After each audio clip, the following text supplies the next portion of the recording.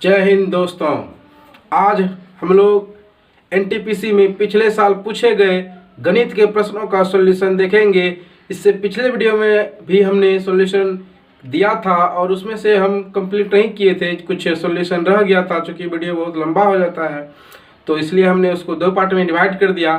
तो एक पार्ट हमने आपको कल दे दिया है और अब जो बचा है इसका जो भी आज होगा आज कंप्लीट कर देंगे इस शिफ्ट को। ठीक है, जय हिंद, जय भारत। देखते हैं सवाल क्या है, समझ गए। एक चिड़ियाघर में शेर है और शुतुरमुर्ग है। अगर उनके सिरों की गणना करते हैं तो वे 80 हैं और उनके अगर पैरों की गणना करते हैं तो 200 है। तो उस चिड़ियाघर में कितने शुतुरमुर्ग हैं बताना है।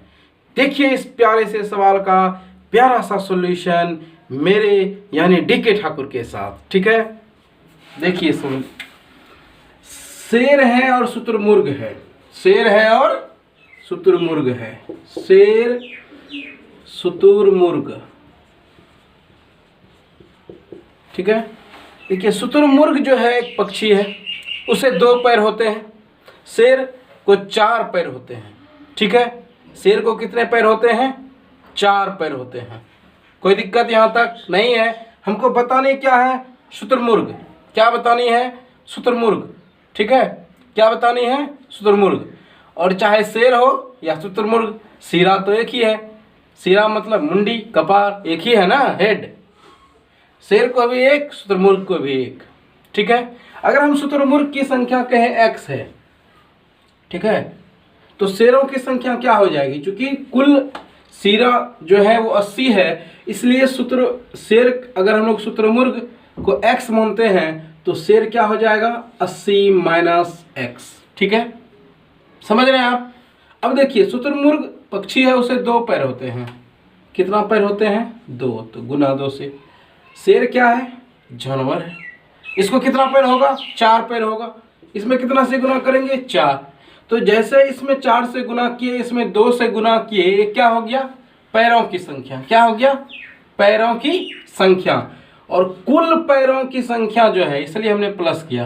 कुल पैरों की संख्या कितनी है? कुल पैरों की संख्या है 200। तो हम इक्वल टू क्या लिख सकते हैं? 200। समझ रहे हैं। अब इसको आगे बढ़ाते हैं। 8 चौके 32 माइनस 4x प्लस 2x बराबर 200। ठीक है, अब देखिए 320, 200 का इस साइड लाइए तो क्या हो जाएगा? माइनस, और इधर क्या बचा? माइनस 4x प्लस 2x, तो क्या होगा? Minus 2x। तो माइनस 2x जब वो बदल जाएगा तो क्या हो जाएगा? Plus 2x। ठीक है, समझ गए आप बात को। 120 में से 200 खत्म, क्या बचा? सॉरी, 320 में से 200 माइनस हो गया, बचा कितना? 120 बराबर कितना है? 2x। ये कट गया, क्या बचा? 60 दूने 120। x का मान क्या निकल गया? 60। मतलब शुतुरमुर्ग की जो संख्या है उस चिड़ियाघर में 60 है। शुतुरमुर्ग की संख्या चिड़ियाघर में कितनी है? 60 है। ठीक है, समझ गए आप इस सवाल को। कोई दिक्कत नहीं है तो आप इसको नोट कीजिए। देखते हैं दूसरा सवाल क्या है।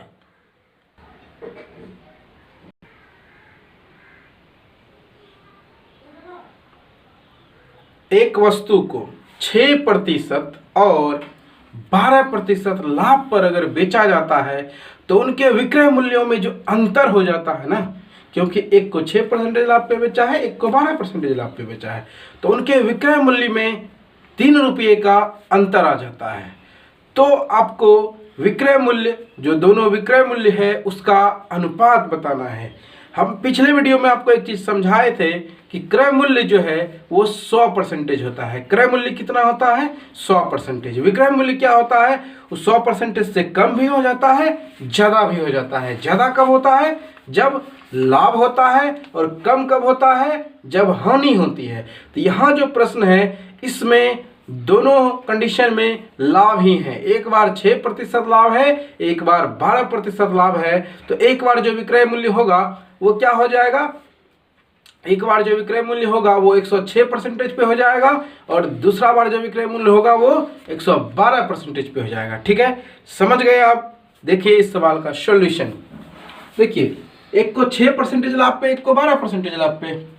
कहने का मतलब हुआ एक विक्रय मूल्य 106% का है, दूसरा विक्रय मूल्य 112% का है, तो दोनों में कितना अंतर हुआ? तो आप कहिएगा कि एगो अगर 106 है, दूसरा अगर 112 है। देखिए SP1 मतलब पहला विक्रय मूल्य जो है वो कितना है?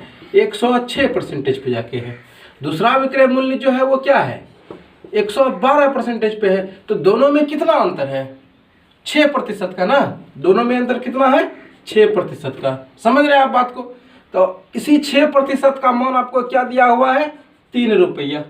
6% का मान क्या दिया हुआ है? 3 रुपया। समझ रहे हैं आप बात को? देखिए तो कटता है 3 1 का 3 3 दूने 6। समझ गए? कोई दिक्कत बताइए अगर कोई दिक्कत है तो 1% का जो वैल्यू आता है दोस्तों, यहाँ से देखिए 2% इक्वल टू 1 है, तो 1% का वैल्यू क्या आया? 1/2। समझ रहे हैं? एक इकाई का 6% का मान 3 है। समझ रहे हैं? 6% का मान अगर 3 है तो 1% का मान क्या होगा? 1/2 ना। देखिए 6% बराबर 3, तो 1% बराबर कितना? ये 6 इसके नीचे आ जाएगा, तो कटा के क्या हो जाएगा? 1/2। ठीक है, तो मतलब कहने का हुआ अब हम लोगों को 1% का वैल्यू पता है। ठीक है, 6% का वैल्यू भी पता था, उससे हमें 1% का वैल्यू निकाल लिया। हमको क्या निकालना है? अनुपात। क्या निकालना है? अनुपात। किसका अनुपात? पहला विक्रय मूल्य और दूसरा विक्रय मूल्य का। ठीक है, देखिए पहला विक्रय मूल्य कितना है? 106% पे है ना, और दूसरा विक्रय मूल्य कितना है? 112% पे है। आप समझ रहे हैं इस बात को? कोई दिक्कत? अब देखिए 1% का वैल्यू अगर 1/2 है तो 106 का क्या हो जाएगा? 2 से भाग हो जाएगा, गुना हो जाएगा, और इसमें भी क्या होगा? 1/2 से गुना हो जाएगा। ये देखिए कटता है, कटाइए इसको। कितना बार में कट रहा है? 5 दूने 10, 5 तिया 15। इसको कटाइए। 5 दूने 10, एक बच्चा, 1/2 12, 6 दूना 12। और कुछ इसका कोई जुगाड़ है कटने का? नहीं है। अगर अब इसका कोई जुगाड़ नहीं है कटने का तो यहीं छोड़ेंगे। हमको अनुपात ही बताना था ना, तो अनुपात क्या निकल गया? 53:56। समझ गए आप इस बात को? कोई दिक्कत यहाँ तक नहीं है? तो इसको नोट कीजिए। ठीक है, इसको आप नोट कीजिए।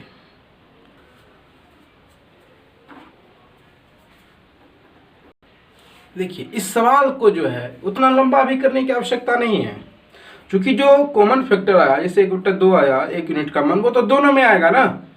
इसलिए अगर इस प्रकार का सवाल हो तो आपको अभी हम जो बताए उतना लंबा करने की आवश्यकता नहीं है। वो हम आपको डिटेल में समझाए, आपको उतना करने की आवश्यकता नहीं है। ऐसे सवालों का आंसर आप विदिन 1 सेकेंड 2 सेकेंड में दे सकते हैं। देखिए पहला हमको निकालना क्या है? विक्रय मूल्य का अनुपात, SP1 SP2। 2 विक्रय मूल्य है ना, तो एक 6% लाभ पे है तो क्या हो जाएगा? 106। दूसरा क्या है? 12% लाभ पे, तो क्या हो जाएगा? 112। आप इसको कटा लीजिए, हो गया आंसर। इसको कटाएंगे, 2 से कटाए 53, इसको 2 से कटाए 56।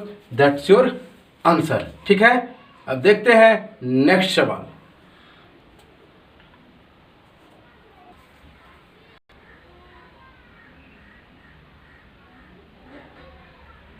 टेलीकॉम कंपनी का 1 मिनट 50 सेकंड के लिए बिल 10 रुपया है। 2 मिनट 20 सेकंड की कीमत रुपये में क्या होगी? इसको बताना है हमको। देखते हैं इस सवाल का प्यारा सा सॉल्यूशन। 1 मिनट 50 सेकंड का बिल आपको दिया है। 1 मिनट 50 सेकंड बोले तो 1 मिनट में 60 सेकंड। ठीक है, और 50 सेकंड, तो 60 50 कितना हो गया? 110। 110 सेकंड का बिल जो है वो कितना है? 10 रुपया। हमको निकालना कितना है? 2 मिनट 20 सेकंड। 2 मिनट 20 सेकंड मतलब क्या हुआ? 2 मिनट मतलब 120 सेकंड और फिर 20, तो 100 क्या हो गया? 40 सेकंड। ठीक है, 10 सेकंड का बिल हमको पता है और हमको 140 सेकंड का बिल बताना है। ठीक है, समझ गए बात को। 1 मिनट 50 सेकंड मतलब क्या हुआ, 1 मिनट में 60 सेकंड फिर 50 सेकंड, तो 60 50 110। 110 सेकंड का जो बिल है वो कितना है, 10 रुपया। ये 10 रुपया किसका बिल है, 110 सेकंड का ना। तो जिससे तुलना करेगा वो कहाँ चला जाएगा, नीचे बेस आ जाएगा। तो ये 10 बटा क्या होगा, 110। ये बात समझ में आई कि नहीं। 1 मिनट 50 सेकंड, तो 60 सेकंड और 50 सेकंड 110 सेकंड हो गया। 110 सेकंड का बिल है 10 रुपया, तो 1 सेकंड का बिल कितना हो जाएगा, 10 बटा 110। ठीक है, हमको निकालना क्या है, 2 मिनट 20 सेकंड का bill. 2 minute 20 second, 2 minute 20 second का बिल चाहिए। तो 2 मिनट 20 सेकंड मतलब क्या हुआ, 60 गुना 20 और 20 140 सेकंड। तो हम गुना किससे करेंगे, 140 से। ठीक है, आप समझ रहे हैं इस बात को। ये जीरो कैंसिल, कितना आया, 140 बटे 11।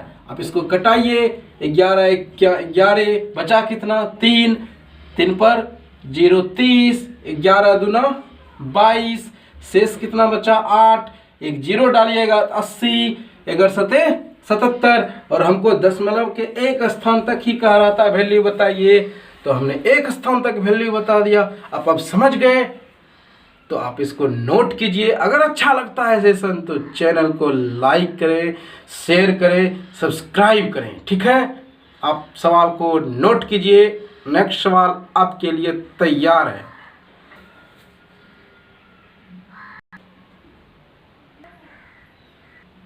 cot x बराबर 5/12 है, तो आपको cos x plus sec x का मान बताना है। ठीक है, हम आपको इस चैनल पे ट्रिगोनोमेट्री बहुत डिटेल से पढ़ाएंगे। ठीक है, यहाँ तो अभी हम आपको एनटीपीसी में पूछे गए प्रश्नों का सॉल्यूशन दे रहे हैं। यहाँ पे अब इस चैप्टर में तो अभी हम ट्रिगोनोमेट्री को एक्सप्लेन उतना नहीं कर सकते हैं, लेकिन हम आपको ट्रिगोनोमेट्री जरूर पढ़ाएंगे। आप इस चैनल पे बने रहें, डिटेल में पढ़ाएंगे, सब कुछ क्लियर होगा, सब कुछ समझ में आएगा और आप अंततः 5G से भी ज़्यादा स्पीड चलिएगा। ठीक है, ये डी.के. ठाकुर का वादा है। cot x का मान देखिए दिया हुआ है 5/12। बेसिक जानकारी होनी चाहिए। cot x जो है वो क्या होता है, p/b या b/p, b/p। ठीक है, sign p/h, cos b/h, tan p/b। देखिए p क्या है, p परपेंडिकुलर लंब, b क्या है बेस आधार, h क्या है हाइपोटेन्यूस कर्ण। ठीक है, समझ गए आप बात को। अब इस सवाल को आगे बढ़ाते हैं हम। cot x का मान दिया है, समझ रहे हैं, cot x का मान दिया है, कितना दिया है, 5/12। मतलब p का वैल्यू पता है, b का वैल्यू पता है, क्या नहीं पता है, h नहीं पता है। तो h हाइपोटेन्यूस आपको पता होगा, हाइपोटेन्यूस h क्या होता है, h इक्वल टू होता है √p² प्लस b²। ये तो आप जानते ही होंगे, ये बहुत दिन से पढ़ते आ रहे हैं। ठीक है, तो इस पे अगर हम लोग वैल्यू बैठाएं p और b का, तो 12 का स्क्वायर प्लस 5 का स्क्वायर बराबर है 44 से 5 25, 144 और 25 169, और 169 का वर्गमूल क्या हो जाएगा 13। अब h का भी वैल्यू मेरे पास हो गया। ठीक है, अब हमको क्या निकालना है, cos x plus sec x का मान। cos x, तो cos x डायरेक्ट वैल्यू ले रहे हैं। ठीक है, cos x क्या होता है, b/h, b का मान कितना है 5, h का मान कितना है 13। ठीक है, प्लस sec x। sec जो होता है ना वो cot का उल्टा होता है। sec क्या होता है, cot का उल्टा। sec क्या होता है, cot का उल्टा। तो cot का उल्टा अगर हम करेंगे तो क्या हो जाएगा 13/5। समझ गए इस बात को, कोई आपत्ति नहीं, कोई दिक्कत नहीं। तो इसको सोल्व करते हैं। नीचे में क्या आ जाएगा 65, 13 और 5 का एलसीएम 65, 13 से भाग दीजिए, क्या आएगा, क्या आएगा 5 5 25, प्लस 5 से भाग देंगे 13, 13 गुने 13 क्या होगा 169। ठीक है, समझ गए अब इस बात को। नीचे में क्या आएगा, इसको अगर आप ऐड करेंगे तो क्या हो जाएगा, देखिए 5 9 14, बाकी क्या रहा 1 2 6 8 1 9 1। ठीक है, समझ गए। अब हम आपको बिल्कुल बेसिक से 0 लेवल से समझाते हैं दोस्तों, ताकि आप 5G से भी ज़्यादा स्पीड चलें। बेसिक कॉन्सेप्ट बहुत ज़रूरी होता है। अगर आपको स्पीड में चलना है तो आपको पहले बेसिक की जानकारी अवश्य होनी चाहिए। ठीक है, अगर आप इस सवाल को समझ गए हैं, अगर ट्रिगोनोमेट्री में आपको प्रॉब्लम होता है तो आप कमेंट में मुझे ज़रूर बताएं, हम आपके लिए ट्रिगोनोमेट्री का स्पेशल बैच चलाएंगे। ठीक है, तब तक आप इस सवाल को नोट कीजिए और अगला सवाल आपके लिए तैयार है।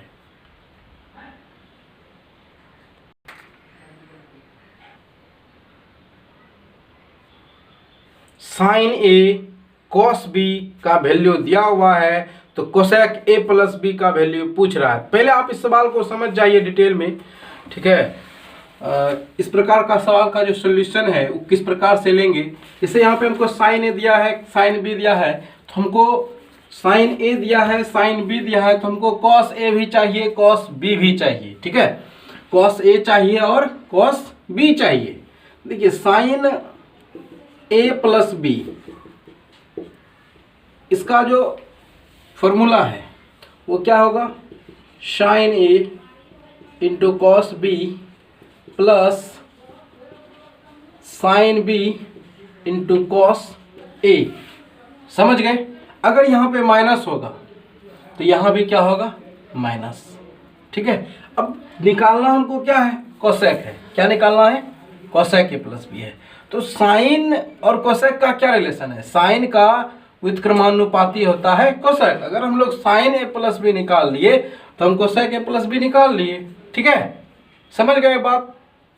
अब इस सवाल को और देखिए, इसमें साइन ए है, साइन बी है, कॉस ए कॉस बी हम इससे कैसे निकालेंगे। ठीक है, कॉस ए और कॉस बी कैसे निकालेंगे। साइन ए का वैल्यू दिया हुआ है तो कॉस ए, जैसे कॉस थीटा इक्वल टू क्या होता है, under root 1 minus sine square theta. तो यहाँ थीटा के बदले में ए है तो कोई बात नहीं है, साइन स्क्वायर ए। ठीक है, तो यहाँ पे देखिए 1 माइनस साइन ए का मान कितना है, 4/5। इसका स्क्वायर करेंगे तो क्या होगा, 16/25। आप इसको सोल्व कीजिए, 25 में 16 माइनस हो जाएगा, क्या बचा 9/25, क्या आया 3/5। ठीक है, इसी प्रकार से हम क्या करेंगे, कॉस बी भी निकाल लेंगे। ठीक है, कॉस बी क्या करेंगे, निकाल लेंगे। अगर हम लोग इस प्रकार से कॉस बी निकालते हैं तो क्या आएगा 12/13। क्या आएगा 12/13। आप इसको इसी कॉन्सेप्ट पे निकालिएगा। ठीक है, अब हम सवाल की ओर बढ़ते हैं। तो हमको कोसेक ए प्लस बी का मान चाहिए। ठीक है, ये फॉर्मूला है, आप इसको नोट कर लीजिएगा। कोसेक ए प्लस बी का मान चाहिए तो हम क्या करेंगे, साइन ए प्लस बी निकाल लेंगे। ठीक है, साइन ए प्लस बी निकाल लेंगे। तो साइन ए प्लस बी अगर हम लोग इसमें से साइन ए प्लस बी निकालते हैं तो साइन ए प्लस बी निकालेंगे तो क्या होगा, उसके लिए sine A into cos B plus sine B into cos A. अब देखिए साइन ए का वैल्यू हमको पता है, कॉस बी का वैल्यू हम लोग निकाल चुके हैं, प्लस साइन बी पता है और कॉस ए का वैल्यू हम लोग निकाल चुके हैं। ठीक है, इसको सोल्व कर लेंगे, 65, इधर भी क्या आएगा 65। ठीक है, तो बच्चों के इधर क्या हो जाएगा 48 और इधर क्या हो जाएगा 5 15। इनको आप ऐड कीजिए तो क्या हो जाएगा 63/65। ठीक है, ये 63/65 जो है ये वैल्यू किसका आया, साइन ए प्लस बी का। हमको तो साइन ए प्लस बी चाहिए नहीं, हमको क्या चाहिए कोसेक ए प्लस बी। तो कोसेक जो होता है साइन का उल्टा होता है। तो हम इस वैल्यू को अगर उलट दें, इस वैल्यू को उलट दें तो हमको कोसेक ए प्लस बी की वैल्यू मिल जाएगी। ठीक है, इस वैल्यू को हम अगर उलट दें तो कोसेक ए प्लस बी की वैल्यू मिल जाएगी। ठीक है, आप इसको नोट कीजिए। नेक्स्ट सवाल आपके लिए तैयार है।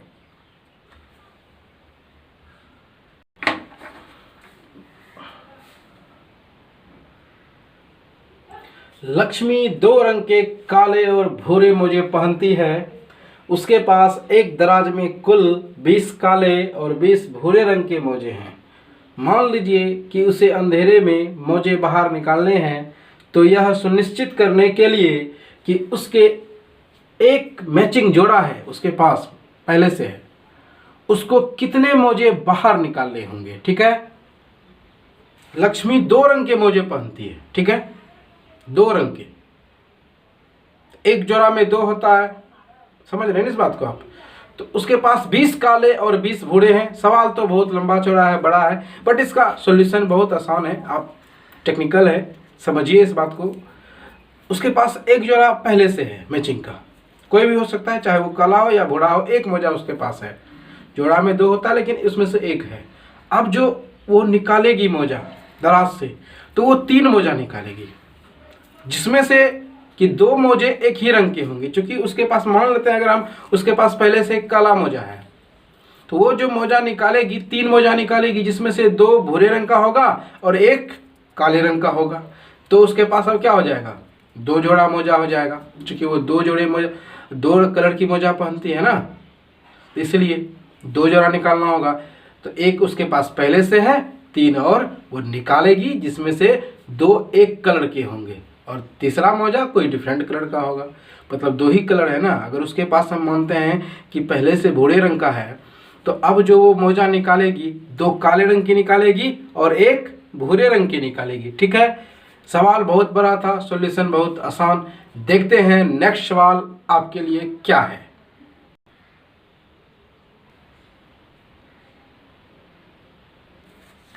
सरवन ने 6,000 रुपया 5% वार्षिक दर से उधार लिया। ब्याज की दर वार्षिक संयोजित है, तो 2 वर्ष के बाद श्रवण कुमार को ब्याज के रूप में कितना देना होगा। समझ रहे हैं आप इस सवाल को? आप सवाल हमने आपको पढ़ के भी सुना दिया, सवाल आपके लिए बोर्ड पे भी लिखा हुआ है। ठीक है, अब इस सवाल का सॉल्यूशन देखते हैं कैसे करेंगे। दोस्तों, आपको CIB इस चैनल पे डिटेल से पढ़ाया जाएगा। ठीक है, आप मेरे साथ बने रहें। हर चैप्टर, मैथ का हर चैप्टर आपको डिटेल में पढ़ाया जाएगा इस चैनल पे। ठीक है, देखिए 6,000 रुपया लिया है ना, 2 वर्ष, कितना है, 2 वर्ष के बाद देना है, वार्षिक संयोजित है। तो प्रथम वर्ष में क्या होगा, पहला वर्ष जो है 5% देना होगा ब्याज। तो 6,000 का 5%, 6,000 का 5% क्या हो जाएगा, 6,000 का 5% हो जाएगा आपको 300। ठीक है, प्रथम वर्ष ये मूलधन है 6,000, तो 5% के हिसाब से 300 हो गया। दूसरे साल भी 6,000 का 5% लगेगा, 300 हो जाएगा। ठीक है, यहाँ तक तो ये साधारण ब्याज हुआ। मूलधन पे अगर सिर्फ ब्याज लगता है तो वो साधारण ब्याज होता है। अगर ब्याज पे ब्याज लगना स्टार्ट हो जाता है तो वो क्या हो जाता है, चक्रवृद्धि ब्याज। ये क्या है, चक्रवृद्धि ब्याज। अब देखिए, पहला साल तो 300 रुपया हो गया। अब दूसरा साल जो है, इसका मूलधन कितना है, 6,000 है, लेकिन इस मूलधन के साथ साथ दूसरे साल जो है, ये जो ब्याज हुआ 300, इसका भी ब्याज लगेगा। रेट क्या है, 5%। ठीक है, क्या रेट है, 5%। तो आप 300 का 5% निकालिए, क्या आएगा, 300 का 5% क्या आएगा, 15। ये मूलधन हुआ मित्रों, दोस्तों, मेरे छात्रों, ये क्या हुआ, मूलधन। और इन सब को आप ऐड कर लीजिए, ये क्या हो जाएगा, ब्याज। कैसा ब्याज, चक्रवृद्धि ब्याज। 300, 300, 600 और ये इधर से 15, तो क्या हो जाएगा, 615। अगर साधारण ब्याज की बात करते हैं तो सिर्फ मूलधन पे जो ब्याज होता है, सिर्फ मूलधन पे जो ब्याज होता है वो साधारण ब्याज होता है। ठीक है, 2 वर्ष में, अगर 2 वर्ष है तो चक्रवृद्धि ब्याज में क्या होगा, 2 बार आपको मूलधन का ब्याज देना होगा और 1 बार ब्याज का ब्याज देना होगा। ठीक है, 2 बार मूलधन पे ब्याज और 1 बार ब्याज पे ब्याज देना होगा। ठीक है। आप कहिएगा कि ब्याज तो 2 बार हो गया, 2 बार, ठीक है, लेकिन एक बार ही एक ही ब्याज पे फिर से रेट चलेगा, क्योंकि दूसरे वर्ष तो आप दे ही दीजिएगा। जब हम 3 साल आते तब क्या होता, एक और ब्याज हो जाता मूलधन पे, और फिर एक ब्याज जो है उस पर भी ब्याज लगता। बट यहाँ ऐसा नहीं है, यहाँ सिर्फ 2 साल का है।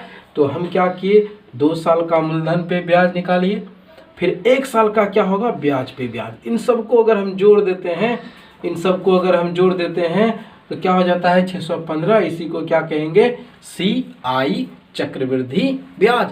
समझ रहे हैं, अच्छी तरह से समझते रहिए। छोड़ेंगे न हम तेरा साथ ओ साथी, मरते दम तक, ठीक है, छोड़ेंगे नहीं साथ। पूरा गणित पढ़ाएंगे, ठीक ना, आप इसको नोट कीजिए। जिनको दिक्कत हुआ होगा कि 300 कैसे आया, 15 कैसे आया, उसके लिए हम थोड़ा सा मेहनत कर लेते हैं। देखिए 600 रेट क्या था, 5% ना, तो 600 का 5%, आप इसको जब सोल्व करेंगे, समझ रहे हैं आप बात को, कितना आया 300, ठीक है। 15 जो आया था वो ब्याज का ब्याज था, ब्याज 300 था। अब तो 300 का 5%, इसी प्रकार से जब आप निकालेंगे तो 15 आएगा। अब कोई दिक्कत नहीं है ना, समझ गए, इसको मिटा देते हैं। अब देखते हैं आपके लिए नेक्स्ट सवाल क्या तैयार है।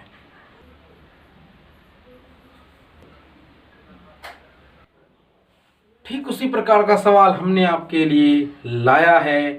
देखिए इस सवाल को कैसे बनाएंगे। नीतीश, एक एफडी समझते हैं?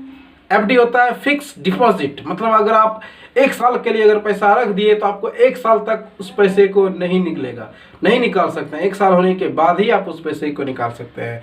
तो नीतीश ने एक एफडी किया है 10,500 का 6 महीने के लिए, दर है 20%, ठीक है। और ब्याज की जो दर है ना, तिमाही संयोजित है। ब्याज की दर क्या है, तिमाही संयोजित है। तब जो है इस कंडीशन में अगर उसका परिपक्व मतलब 6 महीना हो जाएगा तो उसको कितना पैसा मिलेगा वो बताना है। देखिए पैसा जो 6,000 जमा किया है, सॉरी 6,000 इससे पहले वाले साल में था, 10,500 जो जमा किया है वो तो नीतीश को मिलेगा ही। उसके बाद क्या मिलेगा, ब्याज मिलेगा, मतलब मूलधन और ब्याज दोनों मिला के बताना है, ठीक है। तो देखिए अगर ब्याज छमाही संयोजित हो, तिमाही संयोजित हो, तो कैसे उसको सॉल्व करेंगे। 1 साल में 12 महीने होते हैं। तिमाही संयोजित होने का मतलब हुआ कि हर 3 साल में ब्याज का ब्याज चलेगा। हर 3 महीने होने के बाद 1 साल में 12 महीने होते हैं। तिमाही संयोजित का मतलब हुआ कि हर 3 साल में, फिर साल बोल देते हैं, 3 महीना में, ठीक है, हर 3 महीने में क्या होगा, ब्याज जो है उसको ब्याज का ब्याज मिलते जाएगा।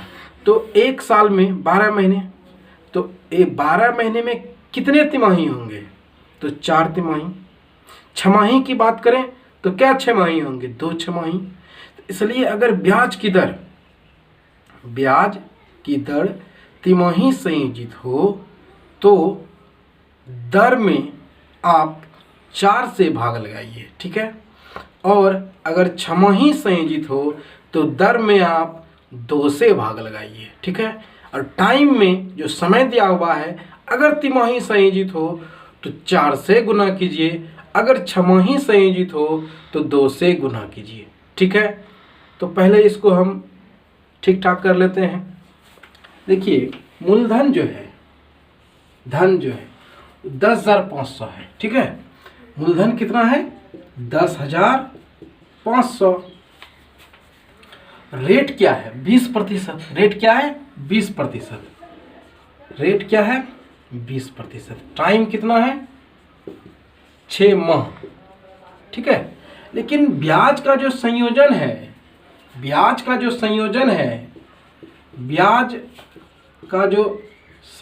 है, जो वो कितना है, तिमाही है। क्या है, तिमाही। अगर ब्याज का संयोजन तिमाही हो तो रेट में नया रेट जो होगा मेरा, इसमें क्या करेंगे हम 4 से भाग लगाएंगे। तो जैसे हम 20 में 4 से भाग लगाएंगे तो क्या हो जाएगा 5।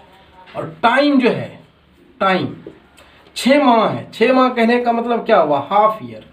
ठीक है, इसमें क्या करेंगे 4 से गुना करेंगे। ठीक है, तो क्या आ गया 2, मतलब रेट अब जो है 5% हो गया, टाइम 2 ईयर्स हो गया।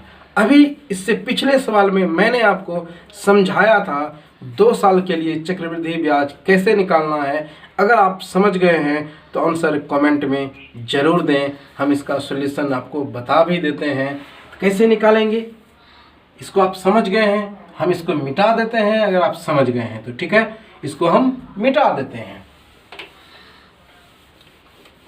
देखिए ब्याज क्या है, ब्याज है 10,500। ठीक है, मूलधन है ये 10,500, मूलधन कितना है 10,500। ब्याज जो है, ब्याज वो 5% रेट, ब्याज का रेट क्या है 5%। ब्याज का रेट क्या है 5% था 20%, लेकिन हमने कैसे 5% किया, ये बात आप समझ रहे हैं। तिमाही संयुक्त था, अगर तिमाही संयुक्त हो तो आप ब्याज में 4 से भाग लगा दीजिए। ठीक है, तो 5 आ गया। तो अब 10,500 का आपको क्या निकालना है, 5% निकालना है। क्या निकालना है 5%। 10,500 का क्या निकालना है 5%। 2 साल था ना, तो 5% निकालना है। आप समझ रहे हैं बात को, 5% इसका निकालेंगे तो 10,500 का क्या निकालना है 5%। ये जीरो कैंसिल, बचे 25 के 5, बाकी रहा 2। 5 गुने 0, 0 0 जोड़ 2 2, 5 एक्का 5। समझ गए आप बात को, पूरा डिटेल से समझाते हैं, आपको टेंशन लेने की कोई आवश्यकता नहीं है। आप समझ गए कैसे निकालेंगे। तो 10,500 का 5% क्या आया 525। दूसरे साल के लिए भी ये जो मूलधन है 10,500 वो बदलने वाला नहीं है, और ना तो रेट बदलने वाला है। रेट क्या है 5%। 5% कैसे निकालें इस बात को आप समझ गए हैं ना। तो 5% के हिसाब से वही आएगा 525। ठीक है, अब फिर 2 साल है ना, तो 2 साल होगा तो क्या होगा, दूसरे वर्ष जो है, इस वर्ष जो होगा, पहले वर्ष में जो ब्याज हुआ था इसका भी ब्याज लगेगा। ठीक है, तो आप 525 का 5% निकालिए। 525 का 5%, इसका क्या निकालेंगे हम 5%। इसका अगर हम 5% निकालते हैं तो 525 गुने 5% जब निकालेंगे तो ऐसा करेंगे ना, गुना कीजिए। 25 के 5, बाकी रहा 2, 5 दूना 10, 2 12, बाकी रहा 1, 5 एक्का 5, 1 6, सॉरी 6 पंचे 30, 5 है 6 पंचे 30, 30 से क्या हो जाएगा 31। ठीक है, देखिए 2 अंक के बाद यहाँ पे नीचे में 2 जीरो है, तो हम क्या करेंगे 2 अंक के बाद दशमलव बिठा देंगे। समझ रहे हैं आप बात को, 2 अंक के बाद दशमलव बिठा देंगे। तो 525 का 5% क्या आया, 525 का 5% क्या आया 31.25। 525 का 5% कितना आया 31.25। ठीक है, तो अब नीतीश को जो एफडी मिलने वाला है 6 माह के बाद, वो 10,500 तो होगा ही होगा, प्लस में उसके साथ उसका ये जो ब्याज हुआ 525 कितना हो गया 1,050 और ये 31 दशमलव क्या आया था 25 ना, 31.25 ये भी मिलेगा। क्या हो गया 25 5 3 8,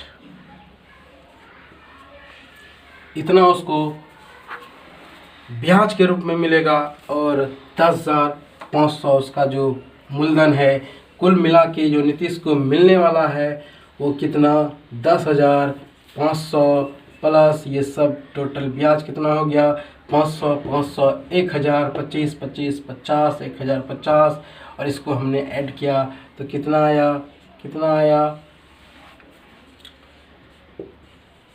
ये। ठीक है, आप अगर इस बात को समझ गए हैं तो इसका आंसर कमेंट में जरूर दें। आगे और भी सवाल है, देखते हैं नेक्स्ट सवाल क्या है।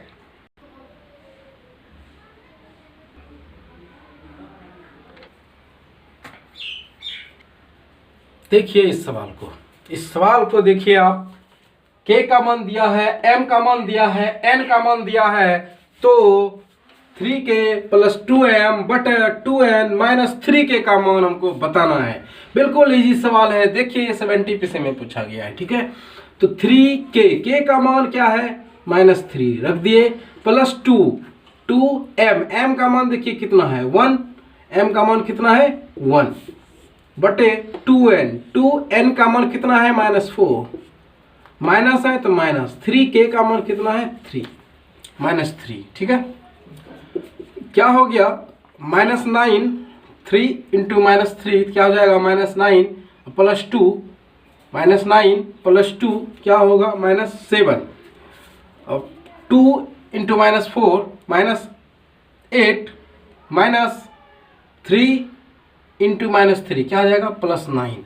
अब -8 प्लस 9 करेंगे तो क्या आएगा 1 आएगा ना। इसको जब सॉल्व करेंगे तो क्या आएगा 1। ये देख लीजिए, इधर हम बता दे रहे हैं कैसे आ गया 1। इधर से आ गया आपका -8 माइनस माइनस क्या हो जाएगा प्लस 3 गुना 3 क्या हो जाएगा 9। तो इसको जब सॉल्व करेंगे तो क्या आएगा 1, वही 1, ठीक है। तो ये हो गया कितना -7। That's your answer. आप इसको नोट कीजिए। नेक्स्ट सवाल आपके लिए तैयार है मेरे प्यारे दोस्तों।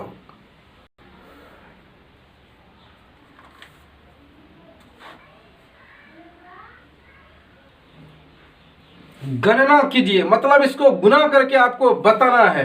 अगर हम लोग इसमें टेक्निक नहीं लगाएंगे तो बहुत समय लग जाएगा, ठीक है। अगर हम लोग इस सवाल को टेक्निक से हल नहीं करें तो बहुत समय लगेगा, लेकिन बहुत समय नहीं लगेगा। आपको 5G से भी ज़्यादा स्पीड चलाएगा, ये मेरा वादा है, ठीक है। मैं डीके ठाकुर आपको 5G से भी ज़्यादा स्पीड चलाऊंगा। बस आप मेरे साथ मेहनत कीजिए, मेहनत आपको ही करनी है, ठीक है।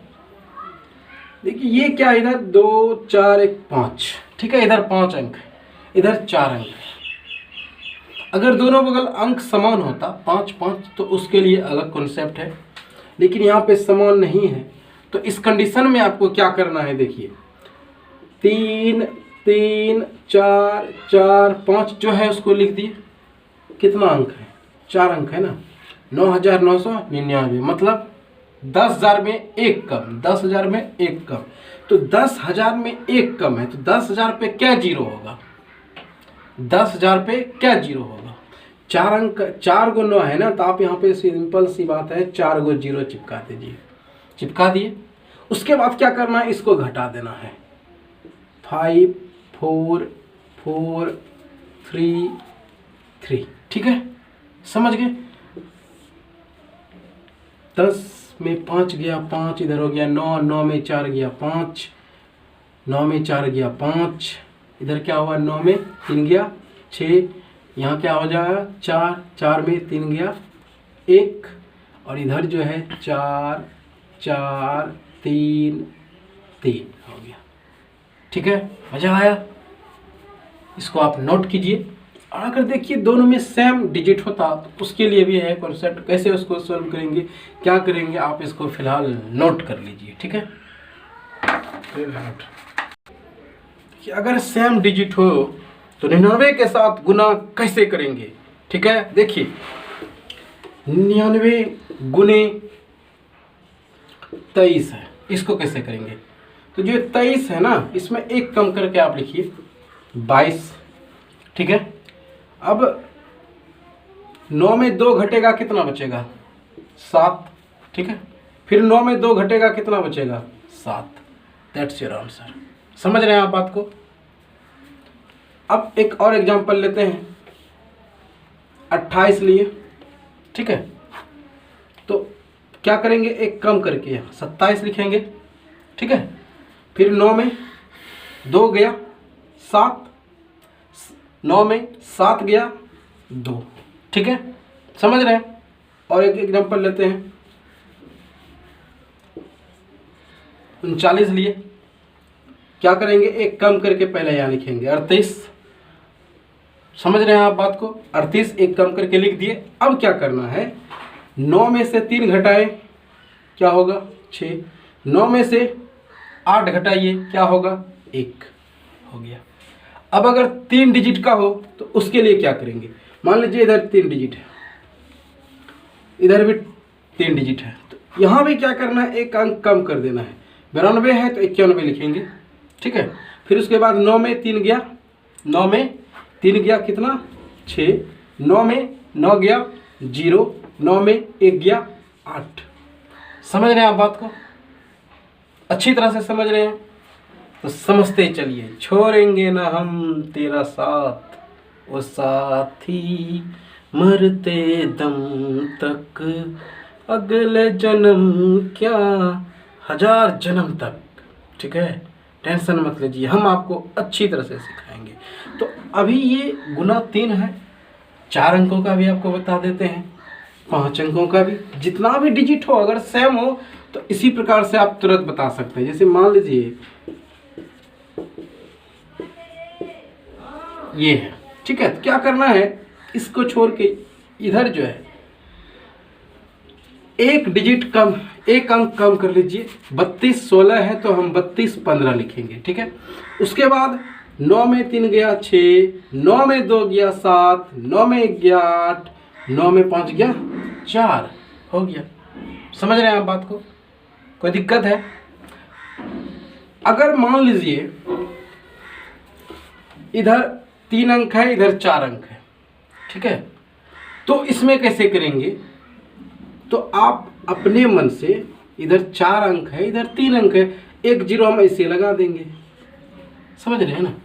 यहाँ 321 है, 21 4 अंक हो गया, इसमें से 1 0 हम अपने मन से क्या करेंगे, इधर 4 अंक है, इधर 3 अंक है, तो इसको भी हम 4 अंक पुरा दिए। समझ रहे हैं ना? अगर 200 321 है, इसको हम गुना करना है हमको, तो हम क्या करेंगे, इसमें 1 0 अपने मन से लगा देंगे। इधर लगाने से कोई दिक्कत नहीं है, इधर लगाएंगे तो बवाल हो जाएगा, ठीक है। इधर नहीं, बाईं और 1 0 लगा दिए।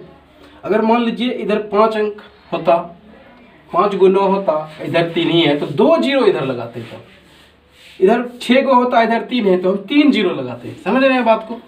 तो क्या करेंगे, एक यहाँ पे 321 था ना, तो एक कम करके लिखेंगे हम, 0 3 2, एक कम क्या हो जाएगा 0, 320। अब क्या करना है, 9 में 0 गया क्या बचेगा 9, 9 में 3 गया क्या बचेगा 6, 9 में 2 गया क्या बचेगा 7, 9 में 0 गया क्या बचेगा 9। That's your answer. समझ गए आप? अब लेते हैं नेक्स्ट सवाल क्या है।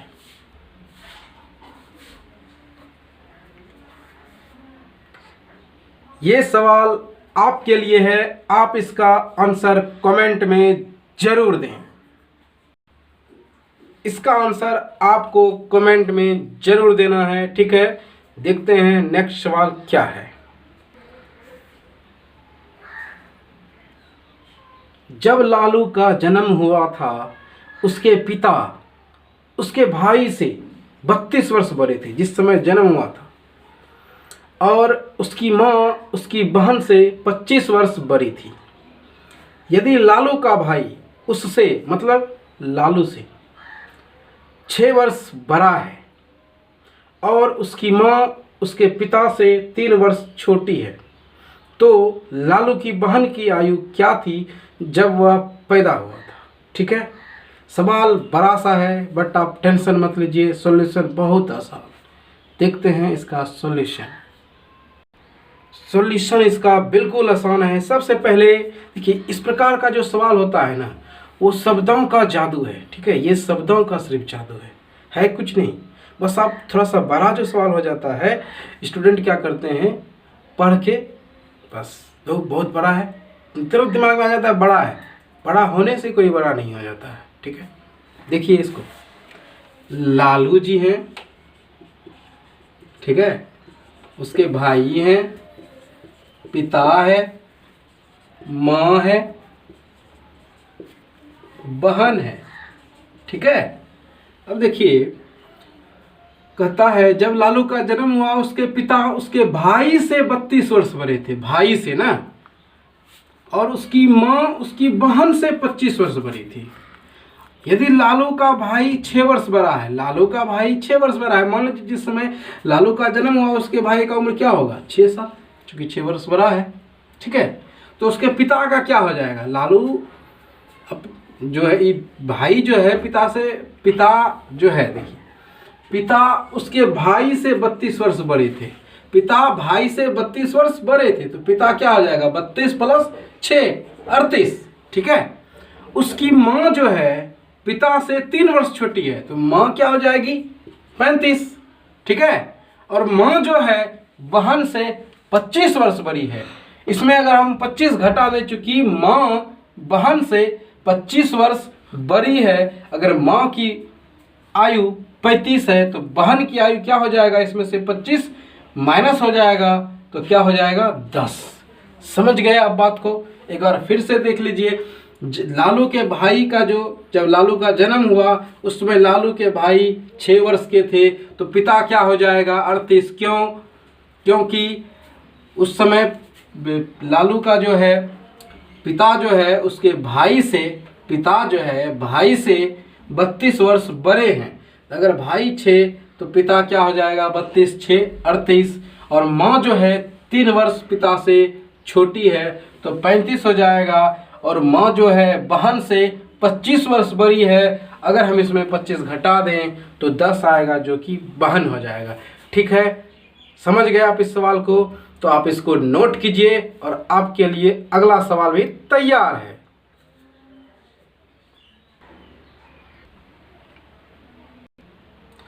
एक कप में 2 छिद्र हैं। पहला छिद्र कप को 11 मिनट में खाली करता है, दूसरा 6 मिनट में खाली करता है। यदि रिसाव एक निश्चित दर से हो रहा है तो दोनों छिद्रों के द्वारा कप कितनी देर में खाली हो जाएगा। देखिए यहाँ पे घुमाने के लिए यदि रिसाव एक निश्चित दर से हो रहा है, ये शब्द लिखा गया है, रिसाव एक निश्चित दर से हो रहा है, ये जो है वो दोनों छिद्र के लिए ही है, अलग से कोई छिद्र नहीं आया है। समझ गए आप बात को? ये जो रिसाव लिखा हुआ है एक निश्चित दर से हो रहा है, ये आपका माइंड डाइवर्ट करने के लिए है, आपको घबराने की कोई आवश्यकता नहीं है। कोई तीसरा इसमें छिद्र नहीं है, इन्हीं 2 छिद्र के लिए यदि रिसाव एक निश्चित दर से हो, ये लिखा गया है ऐसा। ठीक है, देखते हैं इसका सॉल्यूशन कैसे और क्या होगा। देखते हैं इस प्यारे से सवाल का प्यारा सा सॉल्यूशन। देखिए इस प्रकार का अगर प्रश्न हो दोस्तों तो क्या करना है आपको, पहला जो छिद्र है, ठीक है 1 और 2, पहला छिद्र 11 मिनट में खाली करता है, दूसरा छिद्र 6 मिनट में खाली करता है। ठीक है, तो 11 और 6 का एलसीएम क्या हो जाएगा 66।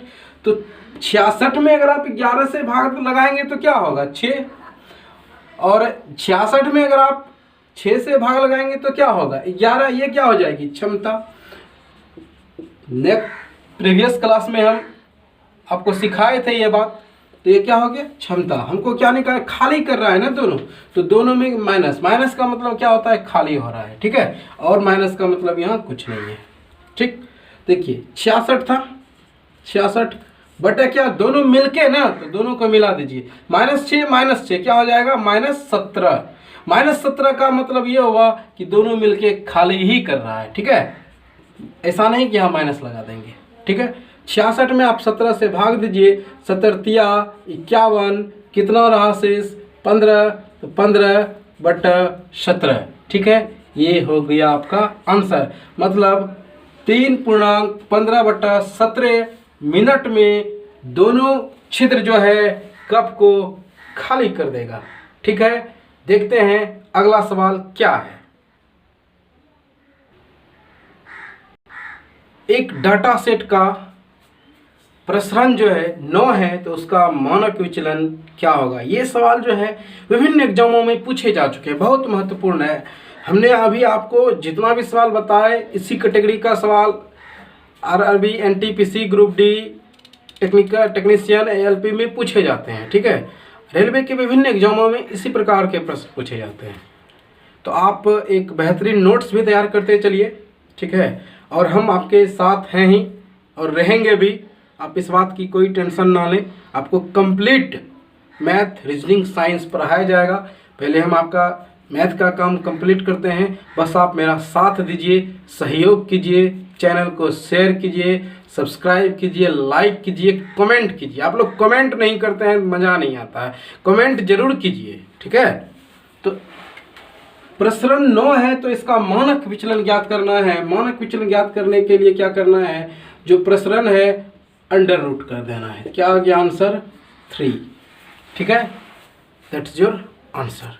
समझ रहे हैं आप बात को? रूट से जब कोई चीज़ निकलता है प्लस माइनस दोनों होता है, लेकिन यहाँ पे विचलन बताना है +3, ओके।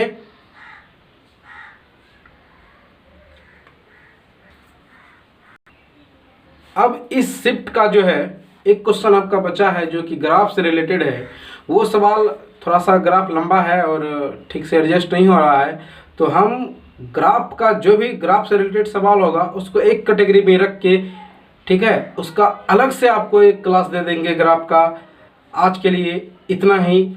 आप देखते रहिए DS मैथमेटिक्स चैनल, एंजॉय कीजिए मेरे साथ, बेहतरीन तरीके से गणित पढ़िए, कोई टेंशन की बात नहीं है। आप सीखते रहिए, हम सिखाते रहेंगे। अगर कोई दिक्कत हो आपको तो कमेंट में ज़रूर बताएं। अब हम लोग नेक्स्ट वीडियो जो आएगा उसमें एक पेपर तो हमने कंप्लीट कर लिया, दूसरा पेपर देखेंगे। तब तक के लिए जय हिंद, जय भारत।